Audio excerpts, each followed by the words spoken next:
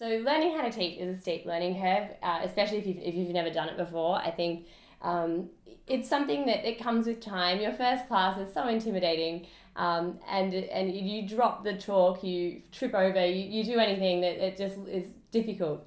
But having your students there, they're eager, they're ready to learn, really is just the best motivator possible, and you learn to just purely enjoy it. It's amazing. It's a steep learning curve, but it's amazing how much you can learn just from being thrown into the situation. I think particularly the hardest, maybe the main difference between teaching in Vanuatu and teaching in Australia is the access to resources.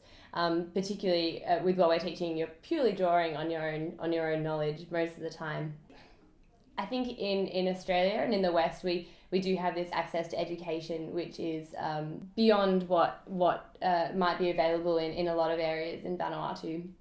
But it's also important to recognise the vast amount of knowledge that is there, and I think these children and these students are just, they're completely capable in many other ways, many other elements that a lot of Western children aren't. And you can learn from that, and it's kind of an exchange, I guess. You're taking what you've learned in school, your knowledge, in any ways that it can help them, and at the same time you're acknowledging what there is in that school and that way of teaching. There'd be many skills that the teachers there do 100 times better than teachers in Australia, purely because they have to use initiative. So I think it's an exchange, but certainly it is true that you come to recognise your own skills and how lucky you've been to have access to these resources. So I was teaching English to years 3, 4, 7 and 8 at École Catholique Latino, which was a French school in Vanuatu. So Vanuatu has French and English schools, and I believe Latino is the main French placement for Lattitude in Vanuatu. So that was in itself amazing, because we were working not only with the local Vanuatuan language, but a little bit of French as well. So the school catered from kindergarten up to year 8 when I was there, but has since moved up to year 9 and are looking at moving up to year 10 as well.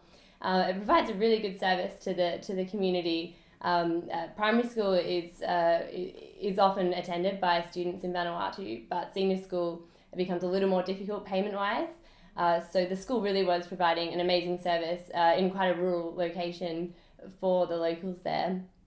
We were mainly teaching English, which was great, because it meant we got to completely take on the role fully of being the sole teacher in the classroom. But occasionally we would help out with other subjects in the school, which involved working with the other teachers as well, which we learnt so much from, and it was fantastic.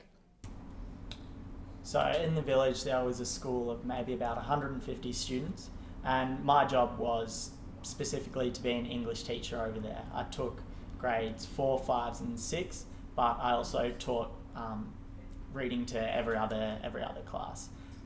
Throughout my time though, I became a PE teacher, music teacher, arts teacher, really anything that you wanted to teach, they were super stoked to learn about.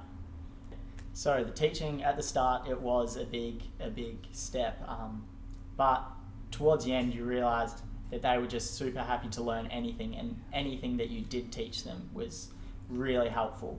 Even so much just as talking to them in English. The experience really was worthwhile, and you could tell the development of the kids throughout your 6 months there.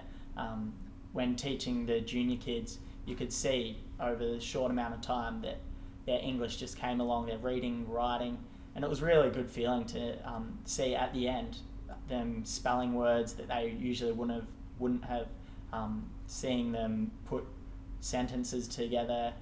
Just great development, great to see, and good to know that you actually were making a bit of a difference.